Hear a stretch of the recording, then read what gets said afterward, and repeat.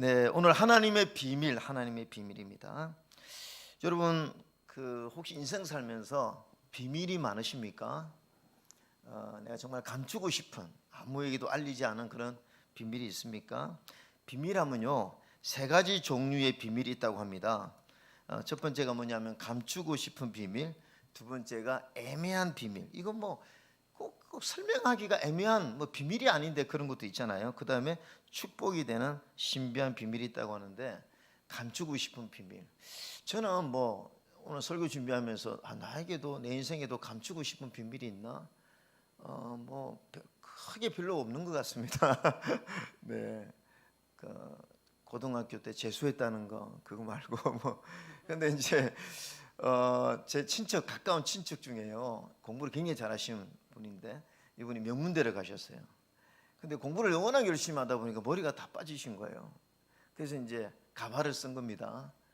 근데 옛날에는 다 중매에서 결혼을 했잖아요. 중매에서.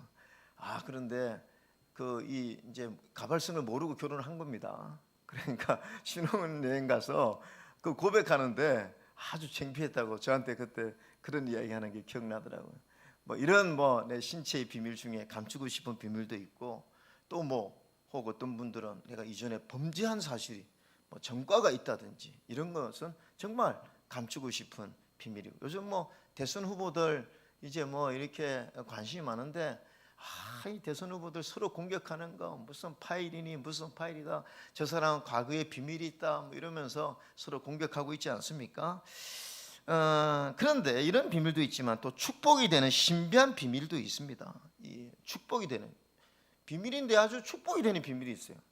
시집 가기 전에 딸을 불러서 통장을 하나 보여주면서, 이거 그동안 비밀이었는데 너 시집 가면 주려고 내가 몇 억을 모아놨다. 이러면 이거 굉장히 신비한 축복의 비밀이 되는 거죠. 오늘 왜 제가 비밀 이야기 하느냐 하면, 오늘 이 본문에요, 비밀이라고 하는 단어가 두 번이나 나옵니다. 우리 인간에게만 비밀이 있는 것이 아니라 하나님에게도 비밀이 있다는 거예요. 하나님의 비밀. 자, 우리 한번 3절 4절만 한번 읽어보겠습니다. 3절 4절입니다. 시작. 곧 계시로 내게 비밀을 알게 하신 것은 내가 먼저 간단히 기록함과 같으니 그것을 읽으면 내가 그리스도의 비밀을 깨달은 것을 너희가 알 수 있으리라. 오늘 벌써 이 두 구절에만 해도 비밀이 두 번 나오고 있습니다. 내게 비밀을 알게 하신 것, 내가 그리스도의 비밀. 에베소서와 골로새서예요. 총 6번 사용되고 있고요. 경륜, 계시, 깨닫다, 안다, 이게 다 비밀과 연관된 단어들이죠. 그래서 에베소서와 골로새서에서는 이 하나님의 비밀에 대해서 계속해서 말씀하고 있습니다. 그것을 읽으면 내가 그리스도의 비밀을 깨달은 것을 너희가 알 수 있으리라. 여러분, 성경은요 전체적으로 그리스도를 계시한 책이에요. 성경은 구속 드라마를 쓴 것인데 그 구속 드라마의 주인공이 누구입니까? 바로 예수 그리스도입니다. 구약은 선지자를 통해서, 신약은 사도들을 통해서 전부 어디에 초점을 맞추고 있느냐? 바로 주 예수 그리스도가 비밀이라는 것이, 비밀의 주인이라는 것입니다. 자, 골로새서 1장 27절 한번 읽어볼까요? 시작. 하나님이 그들로 하여금 이 비밀의 영광이 이방인 가운데 얼마나 풍성한지를 알게 하려 하심이라. 이 비밀은 너희 안에 계신 그리스도시니 곧 영광의 소망이니라. 이 비밀은 너희 안에 계신, 우리 안에 있는 소망, 바로 예수 그리스도인 줄로 믿습니다. 자, 보세요. 누가 이 세상을 다스리는가? 이 세상은 누구에 의해서 창조되었는가? 이 세상은 지금 어떻게 흘러가고 있는가? 나는 누구인가? 나는 왜 사는가? 나의 미래는 어떻게 되는가? 이 모든 질문을 푸는 열쇠가 그리스도라는 것입니다. 이 모든 것에 대한 철학적 질문에 답을 주는 것이 누구냐? 바로 예수 그리스도라는 것입니다. 그러면 그리스도의 비밀을 아는 것이 왜 중요하냐? 그리스도를 알면 내 모든 인생의 비밀이 다 풀려지기 때문에 그런 거죠. 여러분, 우리 인생이 창조주 되신 하나님 주 예수 그리스도의 계획 가운데 있다면 모든 것이 의미가 있죠. 인생을 연극에 비유한다고 한번 생각해 봅시다. 여러분 연극을 만든 사람이 있다고 그러면요, 그 연극이 송출될 때에 그냥 휴지통 하나도 다 의미가 있는 것입니다. 예. 계획대로 다 움직이고 있는 것이죠. 우리 인생도 하나님과 주 예수 그리스도의 주권하에 이루어지고 있다면요, 내 모든 인생의 삶에는 다 의미가 있는 것이, 고난도 시험도 전부 다 의미가 있는 것입니다. 여러분, 삶의 의미를 찾아서라는 책을 쓴 빅터 프랭클이라고 하는 정신심리학자가 있는데요, 이분은 유대인인데 세계 2차 대전 아우슈비츠 수용소에서 살아남은 그 극한 상황에서 살아남은 사람이죠. 이 사람이 깨달은 것이 뭡니까? 거기에서 그 아우슈비츠 수용소에서 그가 겪은 게 뭐냐면, 삶의 의미를 잃어버린 사람은요 금방 약해지고 그래서 뭐 정신력도 잃어버리고, 그러니까 가스실로 가서 다 죽게 되고, 근데 그 가운데서도 삶의 의미를 알고 존재의 의미가 있는 사람은 끝까지 정신력으로 살아남는, 그래서 본인도 한 끼 밥을 먹지 않더라도 그 깨진 유리 조각으로 면도를 하고, 자기는 왜 그 아우슈비츠 수용소에서 그렇게 끝까지 정신력을 가지고 버티고 살아남았느냐? 자기가 쓴 원고 이걸 끝까지 완수해야 된다고 하는 그 삶의 의미가 있었기 때문이다. 그래서 이분이 이때의 경험을 근거로 그 로고 의미 세라피라는 것을 개발했습니다. 내가 삶의 의미만 깨닫게 되면 우리 모든 삶의 위기는 극복할 수 있다는 거죠. 여러분, 우리 예수 믿는 사람은 누굽니까? 우리는 우리 인생의 비밀인 예수 그리스도를 알고 있다는 것입니다. 예수 그리스도를 알고 있으면요, 모든 내 인생의 고난과 시험과 어려움이 있어도 충분히 극복할 수 있다는 거예요. 내 존재의 의미를 알고 내 삶의 의미를 알기 때문이죠. 자, 그러면 이 비밀을 우리가 어떻게 알았느냐? 여러분, 어떻게 알았습니까? 여러분, 이 비밀, 이 복음의 비밀, 하나님의 비밀, 주 예수 그리스도의 비밀을 어떻게 여러분 알게 되어서 오늘 이 자리에 앉아 있습니까? 자, 3절입니다. 3절 시작. 곧 계시로 내게 비밀을 알게 하신 것은 내가 먼저 간단히 기록함과 같으니. 예, 여러분, 계시입니다. 여러분이 안 게 아니에요. 계시는요, 누가 가르쳐 줘야 아는 거죠. 밝혀 주어야 아는 것입니다. 오늘 이 계시 때문에 하나님께서 계시로 우리에게 알게 해 주셨기 때문에 우리가 아는 것이라는 거죠.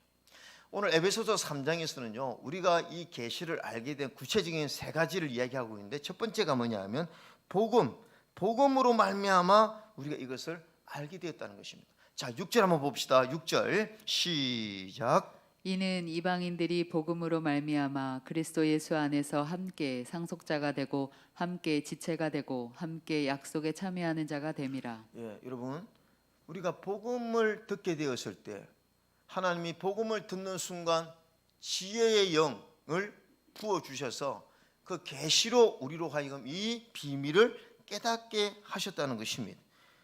기쁜 소식, 예수님이 십자가에 우리 죄를 위해서 죽으셨다는 사실, 나의 죄를 속량했다는 사실, 내가 구원을 얻었다는 소식, 하나님의 자녀가 되었다는 이것이 복음을 인해서 내가 알게 되었다는 것입니다. 내가 그냥 내가 스스로 이렇게 아는 것이 아니라는 거죠. 여러분, 이것이 은혜라는 거죠. 저는요, 고등학교 때 예수를 믿게 되었는데 주의 그 당시 열등감이 뭐냐면 제가 음치였어요. 음치. 그래서 학생 때 이게 특송을 하러 나가지 않습니까? 그러면 제가 노래를 부르면 전부 키득키득하고 웃는 거예요. 제가 항상 상처가 됐어요. 왜냐하면 너무 노래가 음치니까. 저는 그 당시 왜 노래를 잘하고 싶은데 왜 나만 노래를 부르면 사람들이 웃느냐? 왜냐, 음치로 노래를 부르니까 음을 못 잡으니까 막 웃긴 거예요. 야, 그래서 이게 저한테 고민이 됐어요. 교회 생활 하다 보면 찬송을 자주 해야 되지 않습니까? 또 특송도 하고. 근데 이 음을 완전 음치였으니까, 심각한 음치였어요. 그런데요, 어느 순간 있잖아요, 야, 이 음계가 저한테 열려버렸어요. 이게 무슨 말이냐면 도레미파, 이게 딱 깨닫게 되어지는 거죠. 여러분, 한 번도 이런 경험이 없어서 모르겠지만 저 같은 음치는요, 이게 딱 깨닫게 되어질 때 얼마나 기쁜지 몰라요. 이것이 나의 간증이요. 여러분, 음이 흐트러집니까? 이게 그 당시에 순간적으로 이게 딱 도레미파가 딱 깨닫게 되는 거예요. 이게 여러분, 저는요 복음의 은혜도 마찬가지예요. 예수 안 믿는 사람들요 아무리 하나님 나라 이야기하고 구원을 이야기하고 천국과 지옥을 이야기해도요 못 들어요. 깨닫지를 못해요. 근데 어느 순간 이 영적인 세계가 열린다. 여러분, 이것이 뭐냐? 이게 바로 복음의 은혜인 줄 믿으시기 바랍니다.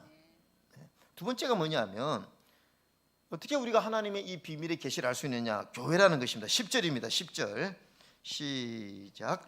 이는 이제 교회로 말미암아 하늘에 있는 통치자들과 권세들에게 하나님의 각종 지혜를 알게 하려 하심이니. 교회로 말미암아 모든 하나님의 각종 지혜를 알게 하려 하신다. 여러분, 교회는 하나님의 경륜입니다. 저는 이 코로나 어려운 시기에 에베소서를 여러분에게 강의하게 돼서 너무 감사해요. 왜냐? 우리가 교회론을 잘 알아야 돼요. 하나님이 어떻게 영혼 구원과 하나님 나라를 어떻게 이끌어 가시는가, 이거 하나님의 경영 방법이 교회라는 것입니다.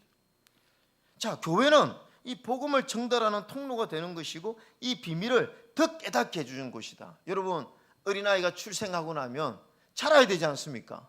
애가 태어나고 뭐 아무런 양육을 하지 않으면 어떻게 자라납니까? 교회도 마찬가지. 교회는 마치 가정과 같습니다. 부모님의 양육이 있는 곳이 교회라는 것이죠. 그래서 처음에 예수 믿고 구원을 받은 하나님의 자녀들은 이 비밀을 다 알 수가 없어요. 한꺼번에 다 깨닫는 게 아니죠. 그런데 이 교회를 통해서 하나님의 비밀을 점점 깨닫게 되어진다는 거죠. 영적인 성장이 이루어지는 것이 교회라는 것입니다. 교회는요, 이 놀라운 비밀을 점점 여러분에게 드러내는 곳이라는 거죠. 여러분, 존 번연이 쓴 철로 역정, 이거는 그리스도인들이라면 전부 다 좀 필독서죠. 철로 역정에 이런 교회적 사명을 잘 설명하고 있는데, 자, 주인공 크리스천이 무거운 짐을 지고 가다가 십자가 앞에서 그 짐을 내려놓았습니다. 갑자기 해석자가 나타나서 처음에 간 곳이 해석자가 안내한 방이었습니다. 첫 번째 집에 들어갔는데, 첫 번째 방에 들어갔는데 이게 먼지 나는 방이었어요. 이 방이 막 엄청 먼지가 수북하게 쌓여 있는 거죠. 근데 누가 와서 그걸 빛으로 빗질을 하니까 어떻게 되겠습니까?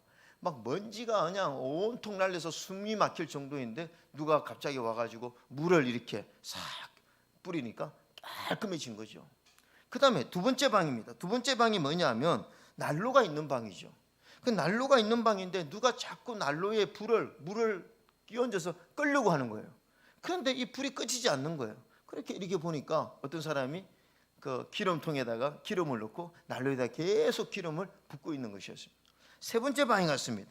세 번째 방에 가니까 어떤 한 사람이 철장에 갇혀 있어요. 당신은 왜 철장에 갇혀 있느냐니까, 내가 세상에 처음에는 잘 믿은 사람인데 점점 세상의 유혹과 이 쾌락에 빠지다가 죄를 지어서 이 철장에 갇혀 있다고.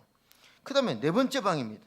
네 번째 방에 있으니까 어떤 한 남자가 막 두두두 두려워서 떨고 있는 거죠. 당신은 왜 떨고 있느냐 그러니까 어젯밤에 꿈에 막 하늘에서 심판이 내려오는데 그 광경을 보고 내가 너무 두려워서 떨고 있다.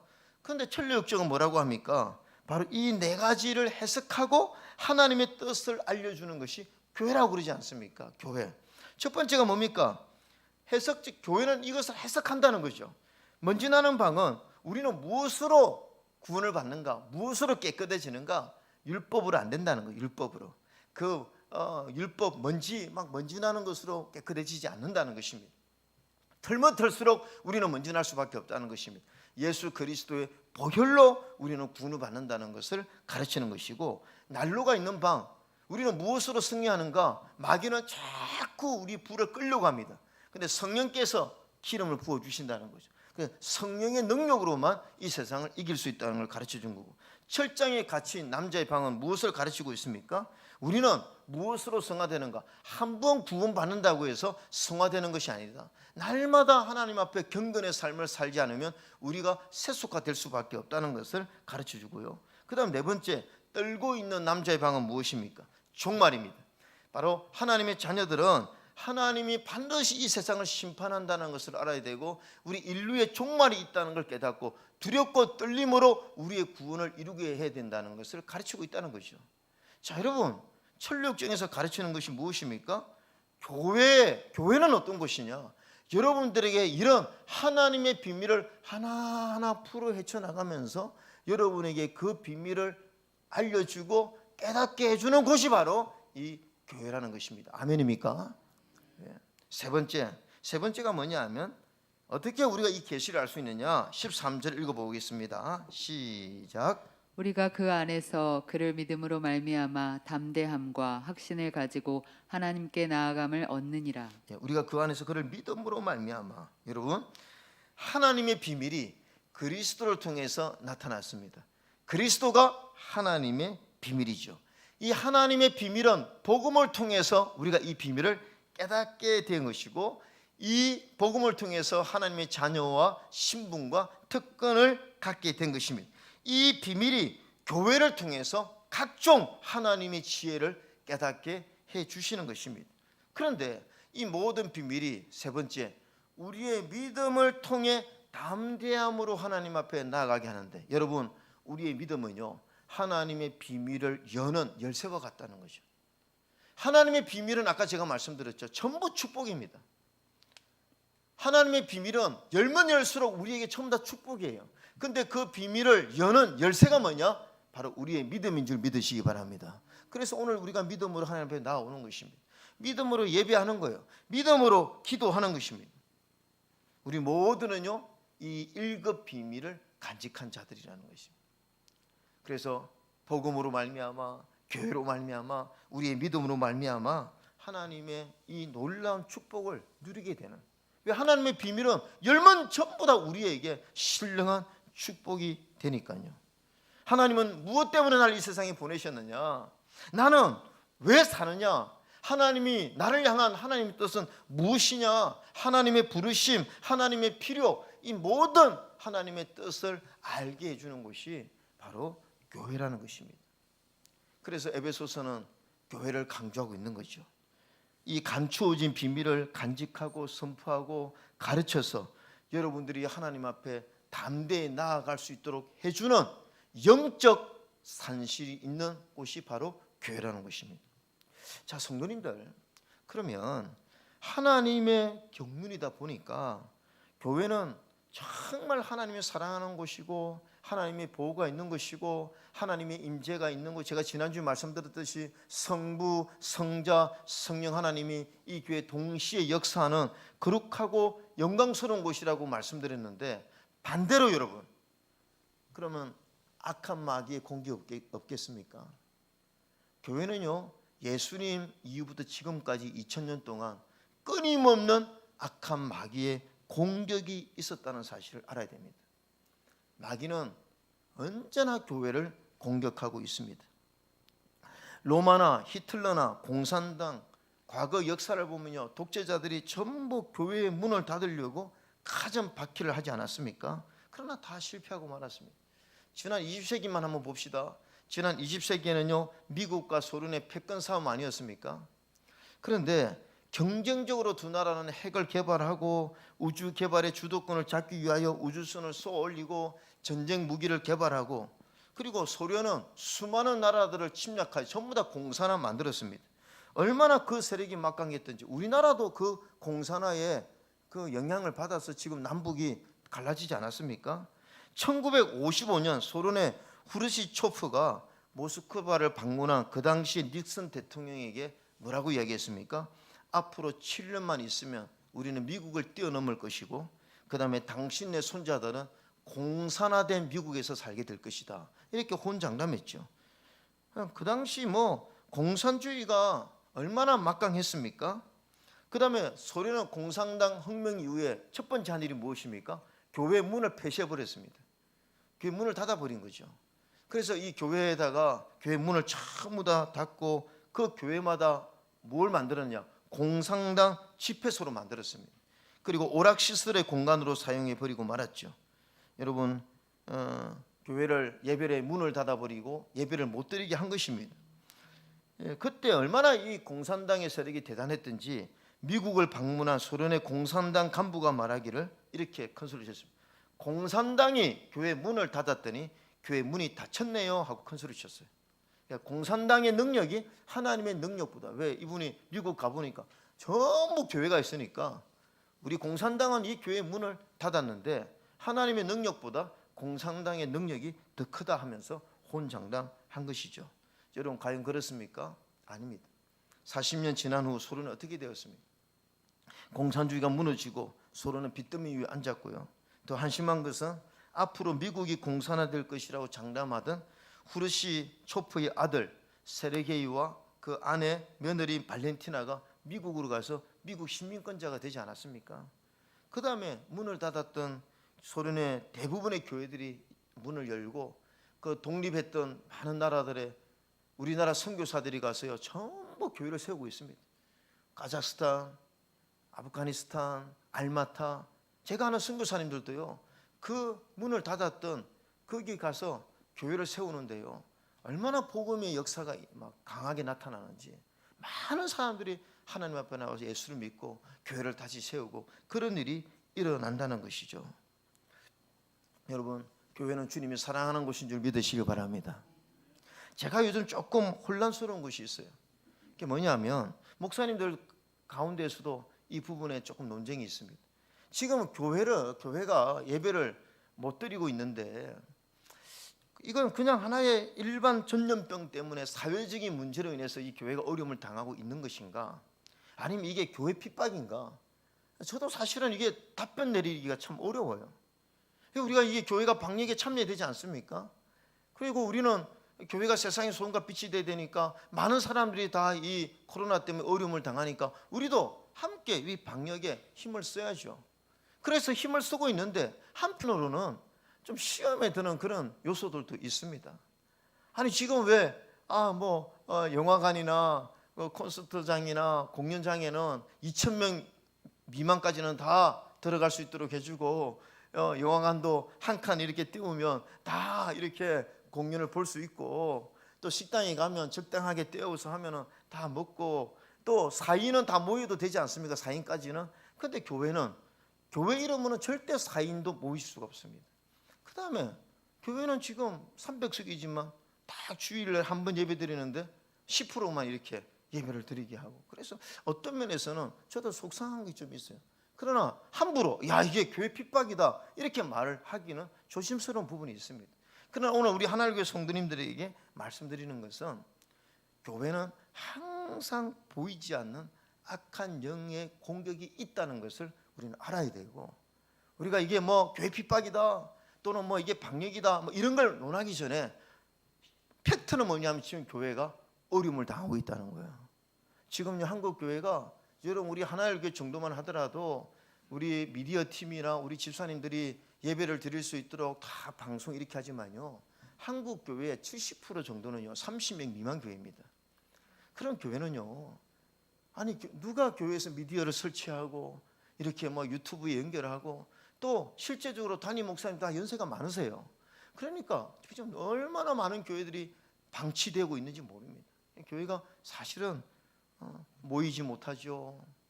교제하지 못하죠. 그러니까 교회가 정말 영적인 힘을 잃어가고 있는 그런 현실이라는 거죠. 그래서 다시 한번 말씀드리지만 이게 종교 핍박이다 아니다 방역이다 이걸 우리가 함부로 논할 수는 없지만 분명한 사실은 교회가 어려움을 당하고 있다는 것입니다. 그래서 우리는요 교회를 위해서 기도해야 될 때인 줄로 믿습니다. 아멘입니까? 지금 교회를 위해서 기도해야 될 때예요.